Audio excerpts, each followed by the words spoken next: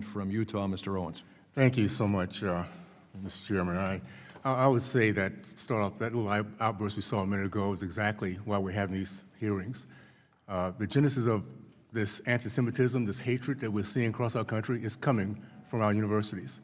They come there with their tails wagging, ready to go out and build their dreams. They leave hating our country, hating each other, and anti-Semitism is flourishing because of it. This has been going on way too long, and we're going to have as many hearings as we have to dig this cancer out of our system. Our kids need to be leaving here knowing how to talk to each other, respect each other, and not having that kind of stuff we just had a minute ago. By the way, I don't doubt we might have some more before this is all over with. That's how they think they can get their message through. We're going to have as many oversight meetings we have to eradicate this evil of discrimination that we see on college campuses. We have a dual mission here with this committee, to be the voice of Jewish students who pay good money, $70,000 per year, to be harassed, to be hated, and to be disrespected. The message very simply to college leaders is very simply this: either eradicate this cancer or there will be consequences. This is coming from top down, not bottom up. We're going to make sure we change that. There's been a lot of debate over what constitutes anti-Semitism. I just want to ask real quickly for the leaders here, the college leaders, yes or no? In denying the Jewish people their rights to self-determination, is that anti-Semitism, yes or no? Start off with Professor. Yes. Yes. Is celebrating violence against Jews with phrases like globalized empata, anti-Semitism, yes or no? As a threat, absolutely, Congressman. And any call to violence against Jewish members of our community is anti-Semitic and against our policies. If it's an incitement to violence, yes, it is. And I agree with your comments. Unfortunately, it's been so normalized, nobody seems to be held accountable for it when this stuff happens, by the way. Just want to make that point. Dr. Groves, are you familiar with Hamad El-Kurd, right? No, I don't know that name. Mohammed El-Kurd? No. Okay. He's an activist that has been spending a lot of time on your campus.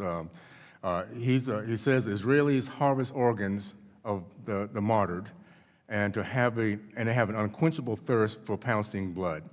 He's also said that the Jewish people control the media and wish that every single Zionist to perish. Would this be considered anti-Semitism? Absolutely, Congressman. He's also stated that Hamas had good political reasons for taking hostages and captives and were well treated. Now, this is after 250 innocent men and women and children were taken hostages, women raped, and children killed by Hamas. Would you consider good political reasons as agreement with what he just said about Hamas? No, I find that abhorrent. Okay. Would you agree that that's pure evil for what they did and for those who support what they did? We abhorred that attack and made the first statement on Okay. on Can you October 8th. agree? Can you agree with me that it's Absolutely. pure evil? Yes. Okay. This same person, back in Georgetown, October 23rd, the same month of the massacre, El-Kurd described Hamas as the liberation movement and that the October 7th attack was a resistance tactic after 1,200 people have been massacred. Any idea how many times Georgetown students and faculty have invited Mohammed El-Kurd to speak in the last 3 years at Georgetown? I'm not aware of how many Okay, times. No. 4 times. 4 times. The last one was February 16th of this year. In partnership, Georgetown University, in partnership with the Georgetown faculty and staff for justice in Palestine, invited him to pump his books, to launch his book tour. You and I came through the same era, the 50s and 60s, Dr. Crow. So I would imagine, I know how you're going to answer this, I think. Would you allow a member of the KKK who wished the deaths of Black Americans to speak at Georgetown?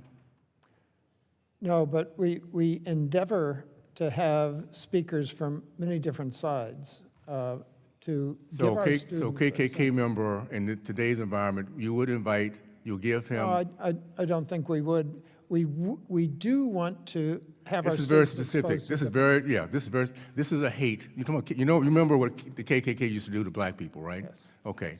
So would you give him the platform to do that? No, I don't believe so. Okay.